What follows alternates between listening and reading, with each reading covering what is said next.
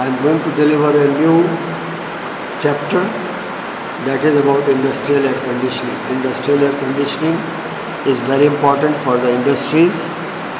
It is an important system of air conditioning these days in which dry bulb temperature and relative humidity of the air is kept constant for proper working of the machines and for proper research and manufacturing process.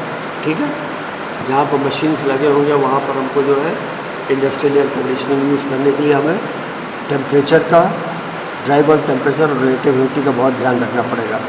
ठीक है. Some of the sophisticated electronics and other machines need a particular dry bulb temperature and relative humidity. कुछ machines में particular dry bulb temperature और relative humidity maintain करनी पड़ती है. Sometimes these machines also require a particular method of psychrometric process. This type of air conditioning system is used in textile mills, paper mills, machine part manufacturing plant and tool rooms, photo processing plant. तो ये चीज़ हमें जो है वो maintain करना पड़ता है. अगर हम एयर कंडीशनिंग यूज़ कर रहे हैं, मशीन पार्ट कोई बना रहे हैं, तो मशीन पार्ट में हमें टेम्परेचर, रिलेटिव ह्यूमिडिटी कितना चाहिए वो हमें सेट करना पड़ेगा. टेक्सटाइल मिल जैसे हुआ, टेक्सटाइल मिल में हमें रिलेटिव ह्यूमिडिटी बहुत ज़्यादा ज़रूरत पड़ती है और टेम्परेचर भी नॉर्मल होना चाहिए. तो टेक्सटाइल मिल के लिए अलग प्रोसेस हो जाएगा मेंटेन करने के लिए इंडस्ट्रियल एसी में. पेपर मिल में भी हमको अलग से टेम्परेचर मेंटेन करना पड़ेगा. रिलेटिव ह्यूमिडिटी कम होनी चाहिए. ये सब चीज़ हमें मेंटेन करना पड़ेगा.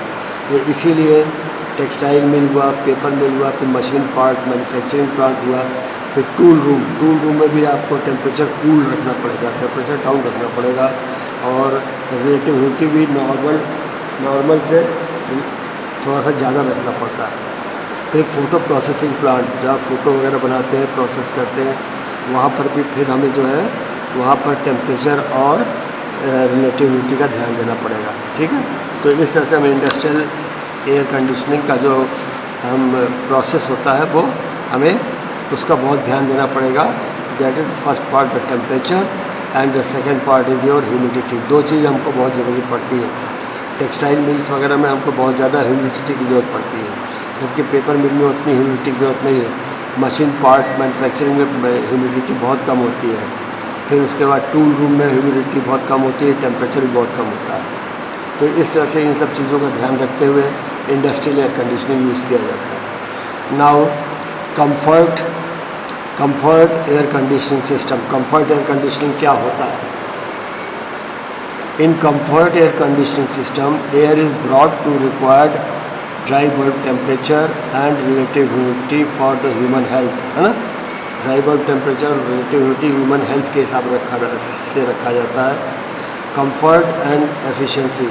If sufficient data of the required condition is not given, then it is assumed that 21 degree dry bulb temperature and 50% RH is suitable for the human comfort. But it is not necessary. 21 degree temperature is very less.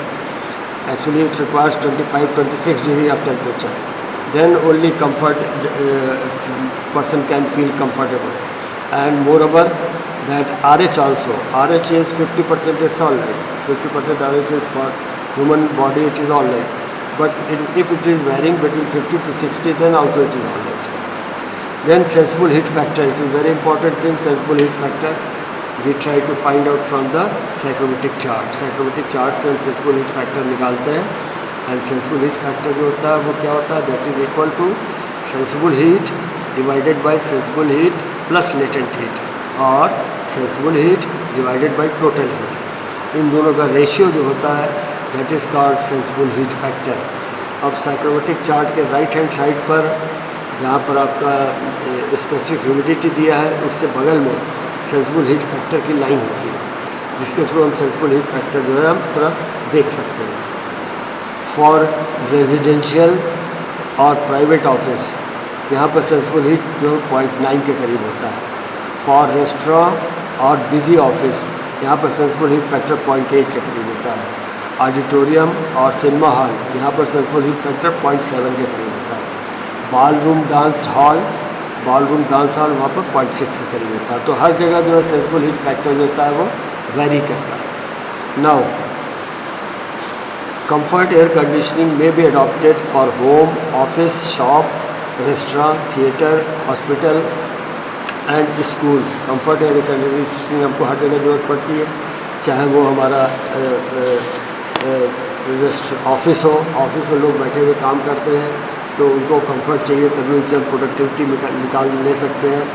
Then उसके बाद घर में भी हमें normal human comfort के लिए हमें जो है आपका टेम्परेचर और ह्यूमिडिटी चाहिए, प्रॉपर ह्यूमिडिटी चाहिए। फिर शॉप्स में, दुकानों में हमें प्रॉपर टेम्परेचर और ह्यूमिडिटी चाहिए। रेस्टोरेंट में हमें बहुत ख़ास ध्यान रखना पड़ता है, क्योंकि वहाँ पर आपका फर्नेस मतलब चूल्हे भी जलते रहते हैं, फिर छोंका स्टीम वगैरह भी निकलता रहता है, तो जिसकी वजह से आपको टेम्परेचर और ह्यूमिडिटी का बहुत ख़ास ध्यान रखना पड़ता है, जिससे कि कंफर्ट क्रिएट हो। जो आदमी बैठे हुए वहाँ पर खाना खा रहे हैं या जो भी कर रहे हैं उनको हमें कंफर्ट देना है, तो उसके लिए हमें रेस्टोरेंट में ख़ास तौर से देखना पड़ता है कि ये फर्नेस जल रहा है क्या, मतलब ये आपका गैस का चूल्हा जल रहा है क्या, या कहीं कुछ पानी गर्म हो रहा है क्या, या कुछ हो रहा है। तो उसके लिए ख़ास सबको ध्यान रखना पड़ेगा टेम्परेचर और ह्यूमिडिटी कंट्रोल करने के लिए। फिर थिएटर्स में आदमी इकट्ठा होकर देखते हैं, आप जानते ही बहुत आदमी रहते हैं, तो वहाँ पर आपका एयर कंडीशनिंग का बहुत ज़्यादा ध्यान रखना पड़ेगा। थिएटर्स में टेम्परेचर का सबसे पहले ध्यान, फिर रिलेटिव ह्यूमिडिटी का, फिर quality of the air. Air conditioning में quality of the air also plays a very important role. Quality अगर गड़बड़ रहेगा तो क्या होगा, आदमी अनकंफर्टेबल फील करेगा। जैसे मान लीजिए कि थिएटर में 100 आदमी बैठे हुए हैं और अगर एयर का फ्लो प्रॉपर नहीं हो रहा है तो क्या होगा, कार्बन डाइऑक्साइड जो है उसकी मात्रा बढ़ने लगेगी, और कार्बन डाइऑक्साइड की मात्रा बढ़ेगी तो कुछ देर के बाद सब अनईजी फील करने लगेंगे। तो अनईजी फील करेंगे, हेडेक हो जाएगा, नौसिया हो जाएगा, या बेहोशी भी आ सकती है। और वही अगर टेम्परेचर वहाँ मान लीजिए 25 डिग्री टेम्परेचर है और 50-60 डिग्री जो है RH, 50-60% RH है, लेकिन CO2 बहुत ज़्यादा एमिट हो रहा है, तो वहाँ पर आदमी अनकंफर्टेबल फील करेगा। वही आदमी बाहर निकल आवे, भले टेम्परेचर 40 डिग्री हो, ठीक है, लेकिन एयर वहाँ पर फ्रेश एयर मिल रहा है तो वो कंफर्टेबल फील करेगा। तो इसीलिए जो भी थिएटर्स हो या स्कूल हो या हॉस्पिटल हो, वहाँ पे हमें flow of the air proper होना चाहिए या वेंटिलेशन प्रॉपर होना चाहिए, जिससे कि आदमी जो है सफोकेटेड ना फील करे। सफोकेशन फील किया तो उसके बाद वो बीमार पड़ जाएगा, है ना, बीमार पड़ने के चांस रहेंगे। तो CO2 का flow is very important. Now next I come to compressor कितने टाइप के होते हैं। Various type of compressors are there. Classification हम काम कर रहे हैं according to the method of compression, किस टाइप का कंप्रेशन हो रहा है। रेसिप्रोकेटिंग कंप्रेसर है, रोटरी कंप्रेसर है, सेंट्रीफ्यूगल कंप्रेसर है। 3 टाइप के मेन कंप्रेसर है। रेसिप्रोकेटिंग में तो जानते हो तुम, पिस्टन अप एंड डाउन होता रहता है। रोटरी में rotating through the rotating screw, 2 screw लगे रहते हैं, उनके थ्रू रोटेशन होता है, तब आपका कंप्रेशन होता है। Centrifugal compressor it is just like a centrifugal pump, एक साइड पर उसका डायमीटर ज़्यादा होता है, एक साइड पर डायमीटर कम होता है। सेंट्रीफ्यूगल एक्शन होने की वजह से प्रेशर जनरेट होता है। दूसरा क्लासिफिकेशन का तरीका according to the number of working stroke, कितने स्ट्रोक उसमें वर्क कर रहे हैं वर्किंग स्ट्रोक के ऊपर, according to the number of the working stroke. Single acting compressor है, डबल एक्टिंग कंप्रेसर है। सिंगल एक्टिंग मतलब सिर्फ पिस्टन के एक साइड पर सिर्फ कंप्रेशन हो रहा है। डबल एक्टिंग कंप्रेसर मतलब पिस्टन के दोनों साइड पर कंप्रेशन हो रहा है। तो यहाँ पर आपका डबल एक्टिंग कंप्रेसर में जो है वहाँ पर आपका स्टफिंग बॉक्स यूज़ करना पड़ता है, स्टफिंग बॉक्स, ठीक है, जिससे कि पिस्टन से स्ट्रेट चले, ठीक है। उसका डबल एक्टिंग में आपका दोनों साइड पर कंप्रेसर होगा, ठीक है। According to the number of stages, multi stage है या मल्टी स्टेज है या सिंगल स्टेज कंप्रेसर, एक ही बार कंप्रेशन कर रहे हैं कि कई कंप्रेसर लगा रखे हैं आप कंप्रेशन के लिए, that is called single stage और मल्टी स्टेज, ठीक है। Then according to the method of drive employ, आप कंप्रेसर को डायरेक्ट मोटर लगा दिए हैं, डायरेक्ट चल रहा है, या बेल्ट ड्राइव के थ्रू। बेल्ट ड्राइव में आप थोड़ा सा दूर पर रखते हैं मोटर को कंप्रेसर से और बेल्ट लगा के चलाते हैं। लेकिन बेल्ट ड्राइव में सबसे इम्पॉर्टेंट पॉइंट जो है वो ये है कि अलाइनमेंट बहुत परफेक्ट होना चाहिए। अगर अलाइनमेंट में कोई गड़बड़ होगा तो आपका टूट जाएगा, बेल्ट टूट जाएगा या कंप्रेसर भी डैमेज हो सकते हैं। तो बेल्ट ड्राइव में सबसे इम्पॉर्टेंट चीज़ यही होता है कि alignment of the compressor should be very important factor. ठीक है। देन नेक्स्ट कम, अगर फिर उसके बाद जो करते हैं उसको, that is on the according to the location, that is according to the location.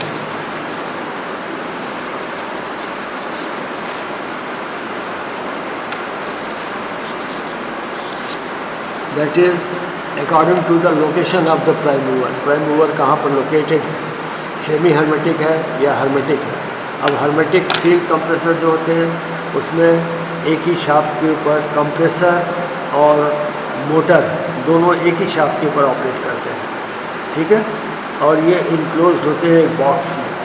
Box पूरा वेल्डेड कर दिया जाता है जिससे कि उनका बाहर से कोई गैस का कांटेक्ट न रहे। और लुब्रिकेटिंग ऑयल इसमें यूज़ करते हैं जो कि सिर्फ कंप्रेसर को लुब्रिकेट करता है अंदर में। और एक सबसे बड़ी इम्पॉर्टेंट चीज़ है कि अब अंदर में जब कॉइल लगा हुआ है तो कॉइल जो है वो आपका गर्म हो जाएगा ना, क्योंकि कंप्रेसर चल रहा है तो कॉइल भी गर्म हो जाएगा। तो उस कॉइल को ठंडा रखने के लिए क्या करते हैं, जो हमारा रेफ्रिजरेंट आ रहा है, रेफ्रिजरेंट जो आ रहा है हमें कंप्रेसर के अंदर, वो मोटर के कॉइल के थ्रू होते हुए तब आता है। तो मोटर कॉइल के थ्रू जब होते हुए आएगा तो क्या होगा, वो कॉइल को ठंडा कर देगा। पहले कॉइल को ठंडा करेगा वो, उसके बाद फिर तब वो कंप्रेसर के लिए जाएगा। तो इसीलिए हर्मेटिक सील कंप्रेसर में जो गैस इंटर करता है, रेफ्रिजरेंट जो इंटर करता है, वो इंटर्स थ्रू द मोटर कॉइल। उसके बाद सेमी हर्मेटिक अगर है तो वही बेल्ट ड्राइव होगा, थोड़ी दूर पर बेल्ट लगा रहेगा। ये जो बड़े बड़े प्लांट होते हैं वहाँ सेमी हर्मेटिक टाइप का कंप्रेसर यूज़ किया जाता है। हर्मेटिक कंप्रेसर कहाँ यूज़ किया जाता है, ये यूज़ किया जाता है आपका विंडो एसी में यूज़ किया जाता है। दैन उसके बाद डोमेस्टिक रेफ्रिजरेटर में यूज़ किया जाता है। अब एडवांटेज क्या है हर्मेटिक सील कंप्रेसर के, एडवांटेज थोड़ा सा हम लोग देखें। Advantage and disadvantage of hermetic seal compressor. Advantage में पहला क्या है, the leakage of refrigerant is completely prevented. Leakage refrigerant का कहीं से भी नहीं हो सकता, क्योंकि ऑलरेडी वेल्ड कर दिया, बॉक्स टाइप का स्ट्रक्चर हो गया। इट इज़ लेस नॉइसी, आवाज़ भी बाहर में नहीं आ सकती है। जब बंद कर दिया तो आवाज़ कहाँ से बाहर में आएगी। उसके बाद it requires small space because of the compactness, क्योंकि बहुत छोटे में आपने बंद कर दिया, पूरा लेकर डब्बा बना दिया, तो उसके लिए एरिया भी आपको ज़्यादा नहीं यूज़ करना पड़ेगा। फिर दूसरी चीज़, the lubrication is simple as motor and compressor operate in a sealed space with lubricating oil. Lubricating oil सिर्फ एक बार हमने डाल दिया लुब्रिकेटिंग ऑयल, वो लुब्रिकेशन उसका प्रॉपर होता रहता है। तो ये सील्ड है, इसलिए लुब्रिकेंट जो है बाहर नहीं निकल पाता। तो इस तरह से हमने उसका एडवांटेज देखा, लेकिन उसमें डिसएडवांटेज भी होते हैं। डिसएडवांटेज क्या है, इसका मेंटेनेंस बहुत प्रॉब्लम होता है। मेंटेनेंस प्रॉब्लम होगा ही भाई, आप जब सील कर दिए हो कंप्रेसर को मोटर के साथ, एक बॉक्स में बंद कर दिए हो, तो जब भी आपको मेंटेनेंस करना पड़ेगा तो क्या करिएगा, कट कीजिएगा, उसको काटिएगा, वेल्डिंग को काटिएगा, लेथ के ऊपर ले जाकर वेल्डिंग को काटिएगा, तब आपको मोटर और कंप्रेसर जो है, मोटर और कंप्रेसर पर आप अप्रोच कर पाएंगे, और उसके बाद तब आप उसको जो है मेंटेनेंस में कर सकते हैं। दूसरा प्रॉब्लम ये है कि हमको एक सेपरेट पंप की ज़रूरत पड़ेगी इवैक्यूएट करने के लिए। इवैक्यूएट मतलब उसके अंदर से रेफ्रिजरेंट को बाहर से निकालने के लिए हमको एक पंप की ज़रूरत पड़ेगी, वैक्यूम पंप की ज़रूरत पड़ेगी, जिससे कि हम रेफ्रिजरेंट को बाहर निकाल सकें। फिर जब चार्जिंग करना होगा, जब हमने रिपेयर कर दिया मोटर कंप्रेसर को, तो चार्जिंग करते वक्त भी हमको फिर जो है एक पंप की, पहले नाइट्रोजन भर के हम उसको उसके अंदर से जो कोई भी बर्निंग गैस हो या कोई चीज़ बर्निंग चीज़ हो उसको निकाल लेते हैं। उसके बाद तब हम चार्जिंग करते हैं उसको। तो चार्जिंग जब हम करते हैं तो वहाँ पर हमको एक अलग से पंप की ज़रूरत पड़ती है, जिससे कि हम रेफ्रिजरेंट को अंदर तक ले जा सकें। तो इस तरह से इसके दो डिसएडवांटेज भी हैं हर्मेटिक सील कंप्रेसर के, कि मेंटेनेंस थोड़ा प्रॉब्लम आता है और गैस की चार्जिंग डिस्चार्जिंग में भी प्रॉब्लम आता है। तो दैट्स वाई बड़े बड़े प्लांटों में हम लोग हर्मेटिक सील्ड कंप्रेसर यूज़ नहीं करते। वहाँ पर बड़े बड़े प्लांटों में क्या होता है, सेमी हर्मेटिक कंप्रेसर लगाते हैं, सेमी हर्मेटिक कंप्रेसर लगाते हैं। अब उसके बाद हम आ रहे हैं थर्मोस्टेटिक एक्सपेंशन वाल्व। ये क्या होता है? नॉर्मली आप देखेंगे जो होम रेफ्रिजरेटर होता है या विंडो एसी होता है या इवन योर पैकेज यूनिट होता है, वहाँ पर हम लोग एक्सपेंशन वाल्व की जगह पर कैपेली ट्यूब यूज़ करते हैं। कैपेली ट्यूब इसलिए यूज़ करते हैं कि कैपेली ट्यूब चीपर होता है, सस्ता पड़ता है और वो हमारा पर्पज़ भी सॉल्व कर देता है। उसके एक साइड पर हाई प्रेशर होता है, दूसरी साइड पर लो प्रेशर होता है। कैपेली ट्यूब यूज़ करने का सबसे बड़ा एडवांटेज ये है कि जब आप फ्रिज को बंद कर देते हैं या विंडो एसी को बंद कर देते हैं तो प्रेशर सक्शन और डिस्चार्ज साइड पर इक्वल हो जाता है, बराबर हो जाता है और हमको कंप्रेसर को ऑन करने में दिक्कत नहीं आती है। लेकिन अगर बराबर प्रेशर नहीं रहेगा, एक साइड पर ज़्यादा रहेगा, एक साइड पर कम रहेगा, तो कंप्रेसर को भी ऑन करने में हमें प्रॉब्लम आ सकती है। तो इसीलिए कैपेली ट्यूब जो होता है वो that is very cheap also and it is very useful also. लेकिन हर जगह कैपेली ट्यूब काम नहीं कर सकता, बड़े बड़े प्लांटों में कैपेली ट्यूब काम नहीं करता। Then thermostatic expansion valve, it is the most commonly used expansion device in commercial and industrial refrigeration system. Commercial और industrial refrigeration में सबसे ज़्यादा यूज़ किया जाता है। It is also called constant superheat valve because it maintains a constant superheat of vapor refrigerant at the end of the evaporator coil. ठीक है? This is also called constant superheat valve. इसको constant superheat valve भी बोलते हैं। क्यों बोलते हैं? क्योंकि vapour refrigerant at the end of the evaporator coil by controlling the flow of the liquid refrigerant through the evaporator. अब जब एवापोरेटर से आपका रेफ्रिजरेंट बाहर निकलता है तो वो थोड़ा सुपरहीट हो जाता है। सुपरहीट उसको हो जाना चाहिए। क्यों सुपरहीट हो जाना चाहिए? बिकॉज वो चीज़ आपके इंटर करेगी, कंप्रेसर में जाएगी। कंप्रेसर में अगर सुपरहीट होकर नहीं जाएगा, कोई भी लिक्विड अगर जाता है कंप्रेसर के अंदर, तो कंप्रेसर क्या होगा? डैमेज हो जाएगा, कंप्रेसर तुरंत डैमेज हो जाएगा, है ना। लिक्विड जाना नहीं चाहिए। इसीलिए जब एवापोरेटर से रेफ्रिजरेंट निकलता है तो वो हमारा थोड़ा सा सुपरहीट फॉर्म में होना चाहिए, थोड़ा सा सुपरहीटेड होना चाहिए, जिससे कि एवापोरेटर से निकलने के बाद जब वो कंप्रेसर में जाएगा तो उसको हम गैस के फॉर्म में ही इंटर करेगा, लिक्विड फॉर्म में नहीं इंटर करेगा। ठीक है? दैट्स वाई ये expansion valve, thermostatic expansion valve control करता है रेफ्रिजरेंट के फ़्लो को भी, कि कितना फ़्लो रखा जाए कि रेफ्रिजरेंट बाहर निकल करके आपका सुपरहीटेड बन जाए। अब ये एक स्केच हमने दिखाया है आपको, ध्यान से देखेंगे आप। इसमें थर्मोस्टेटिक एक्सपेंशन वाल्व है, ये आपकी बॉडी है, थर्मोस्टेटिक एक्सपेंशन वाल्व की बॉडी है। ऊपर में एक ये डायफ्राम लगा हुआ है, डायफ्राम लगा हुआ है। फिर ये एक शाफ्ट है, शाफ्ट नीचे में वाल्व सीट बना हुआ है और ये स्प्रिंग लगा हुआ है। और नीचे में एक आप देखेंगे कि ये एक नीचे में जो एक आप और देखेंगे तो यहाँ पर एक स्क्रू लगा हुआ है। स्क्रू क्या होता है? इससे हम एडजस्ट करते हैं डिस्टेंस को। तो अब क्या होता है, हमारा जो डायफ्राम है उसके एक तरफ तो हमारा एवापोरेटर का गैस जो आता है वो काम करता है और दूसरी तरफ से जो है हमारा एटमॉस्फेरिक प्रेशर और प्लस कितना रेफ्रिजरेंट इंटर करना है उसके हिसाब से प्रेशर पड़ता है। तो दोनों का प्रेशर जहाँ बैलेंस होता है वाल्व वहीं पर खुलता है। जैसे ही वाल्व खुलता है तो आपका लिक्विड रेफ्रिजरेंट जो है वो स्ट्रेनर के थ्रू, एक स्ट्रेनर लगा रहता है जिससे कि आपका लिक्विड रेफ्रिजरेंट जो है वो अंदर में उसके अंदर कोई फॉरेन मटेरियल वगैरह ना जाने पावे, इसलिए एक स्ट्रेनर लगा रहता है और स्ट्रेनर के थ्रू जो होता है हमारा रेफ्रिजरेंट जो है वो फिर अंदर जाता है और वाल्व के थ्रू, वाल्व जो लगा हुआ है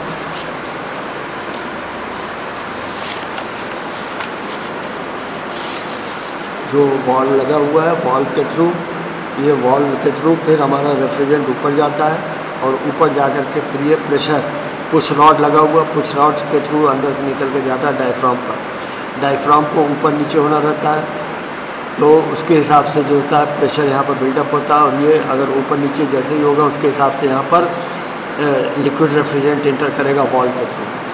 अब other side of the valve जो है वो आपका होता है एवापोरेटर से एक फीड बल्ब लगा रहता है। फीड बल्ब जो कि सक्शन लाइन में होता है, वो बताता है कि एवापोरेटर में कितना हमको रेफ्रिजरेंट चाहिए, उसके हिसाब से ये ऊपर से प्रेशर उसका क्रिएट करता है। फीड बल्ब जो होता है ऊपर से प्रेशर क्रिएट करता है। तो डायफ्राम के ऊपर दो साइड से प्रेशर वर्क कर रहे हैं।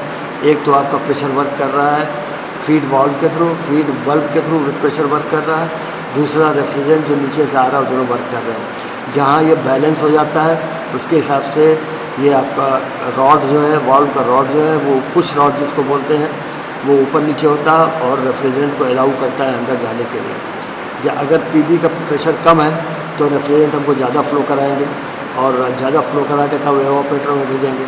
अगर पीबी का प्रेशर ज़्यादा है तो हम रेफ्रिजरेंट जो है ये इसको प्रेस करेगा, ये इसको ऊपर उठाएगा, तो जिससे कि हमारा वाल्व बंद हो जाएगा और कम रेफ्रिजरेंट जो है हमारा एवापोरेटर में जाएगा।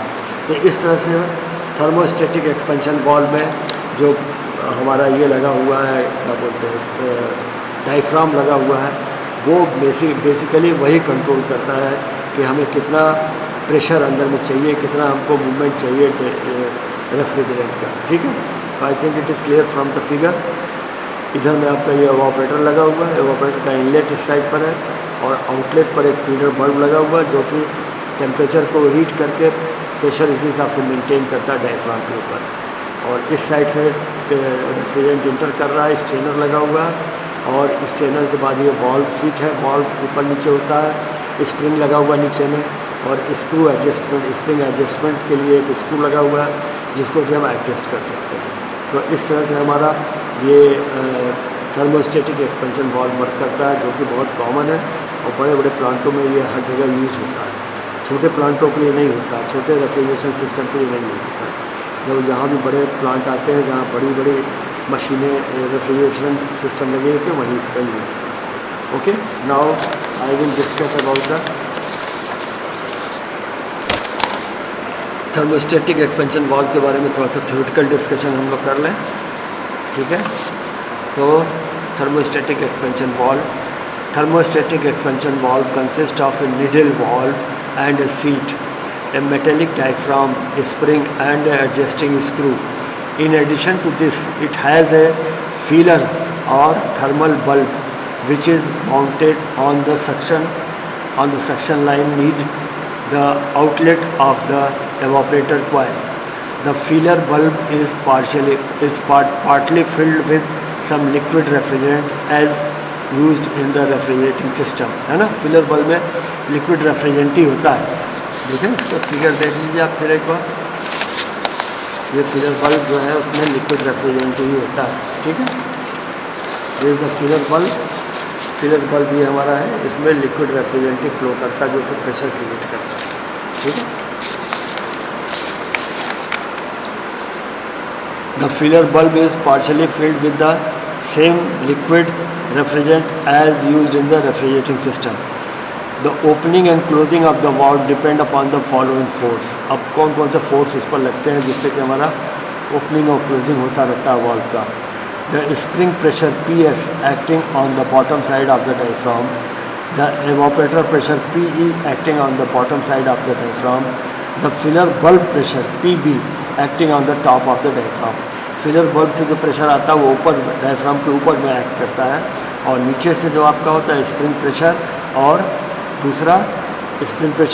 दूसरा एवापोरेटर प्रेशर जो होता है वो दोनों नीचे से वर्क करता है। The filler bulb pressure, since the filler bulb is installed on the suction line, therefore it will be at the same temperature as the refrigerant at that point. ठीक है, since the filler bulb is installed on the suction line, therefore it will be at the same temperature as the refrigerant at that point. Filler bulb में जो temperature होगा वही हमारा suction line में temperature same temperature होगा। Any change in the temperature of the refrigerant will cause a change in the pressure in the filler bulb, ठीक है, which will be transmitted to the top of the diaphragm, which is balanced by spring pressure and evaporator pressure acting at the bottom of the diaphragm. The degree of superheat of the vapor refrigerant leaving the evaporator depend upon the initial setting of the spring tension which can be changed with the help of a spring adjusting screw। नीचे में screw लगा हुआ है, आपने देखा figure में, देखें फिर से आप फिगर में देखें आप, तो नीचे में एक स्क्रू लगा हुआ है और स्प्रिंग लगा हुआ है। तो स्प्रिंग को एडजस्ट करने के लिए स्क्रू से हम इसको एडजस्ट कर सकते हैं, उसका टेंशन, इस पुश रॉड के ऊपर कितना टेंशन चाहिए वो स्प्रिंग से हम इसको एडजस्ट कर सकते हैं नीचे से, ठीक है। तो अगर स्प्रिंग एडजस्ट करेंगे तो स्प्रिंग दबेगा, ये स्क्रू अगर एडजस्ट करेंगे स्प्रिंग दबेगा, स्क्रू को ढीला करेंगे स्प्रिंग लूज़ होगा, उसके हिसाब से पुश रॉड पर प्रेशर जो होगा आपका जनरेट होगा। Then any change in the temperature of the refrigerant will cause a change in the pressure in the fluid, that's all. The degree of superheat of the vapor refrigerant leaving the evaporator depend upon the initial setting of the spring tension, ठीक है, which can be changed with the help of spring adjusting screws। spring adjusting screw से इसको हम change कर सकते हैं। When the valve is set for a certain superheat, then it maintains that setting under all load condition on the evaporator। क्या कह रहे हैं, इसको फिर से देखा जाए। When the valve is set for certain superheat, then it maintains the setting under all load condition of the evaporator, है ना। evaporator से जो लिक्विड निकलेगा, रेफ्रिजरेंट निकलेगा गैस फॉर्म में, उसको सुपरहीट होना है, तो कितना सुपरहीट होना है वो डिसाइड करता है हमारा जो एक्सपेंशन वाल्व है, उसके थ्रू, फ्लो के थ्रू हम डिसाइड करते हैं। If the load on the evaporator increases, अगर एवापोरेटर पर लोड बढ़ रहा है, it causes the liquid refrigerant to boil faster in the evaporator, है ना, जल्दी से बॉयल करने लगेगा एवापोरेटर में, जल्दी से बॉइलिंग होने लगेगी। The temperature of the filler, if the load on the evaporator increases it causes the liquid refrigerant to boil faster in the evaporator. The temperature of the filler bulb increases due to early vaporization of the liquid refrigerant। Filler bulb में जो होता है liquid refrigerant की वजह से temperature बढ़ने लगता है। The temperature of the filler bulb increases due to early vaporization of the liquid refrigerant। Thus, filler bulb pressure increases and this pressure is transmitted through the capillary tube to the diaphragm। The diaphragm moves downward and opens the valve to admit more quantity of the liquid refrigerant to the evaporator। जब downward move करेगा तो क्या होगा, valve की opening बढ़ जाएगी। Figure में देखें अगर आप, अगर ये